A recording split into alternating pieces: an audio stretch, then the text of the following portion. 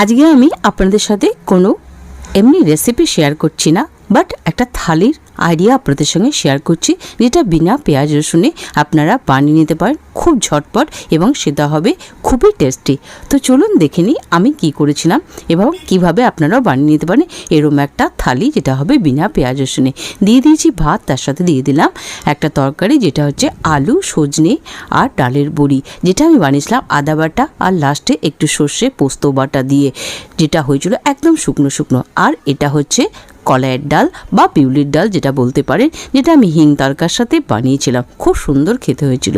আর বানিয়েছিলাম টমেটোর চাটনি, যেটা আমি খেজুর কিশমিশ দিয়ে বানিয়েছিলাম, একদম সুন্দর শুকনো শুকনো করে, কোনো রকম জল ইউজ করতে হয় না আমার এই চাটনিতে, কিন্তু খেতে হয় দারুণ। তার সাথে একটা বানিয়ে নিয়েছি পাঁপড়। তো কেমন লাগলো আজকের এই আইডিয়াটা, অবশ্যই আপনারা একবার বাড়িতে ট্রাই করতে পারেন। এর সবগুলো রেসিপি আমি আমার চ্যানেলে আপলোড করেছি, আপনারা ইচ্ছে করলে দেখে নিতে পারেন।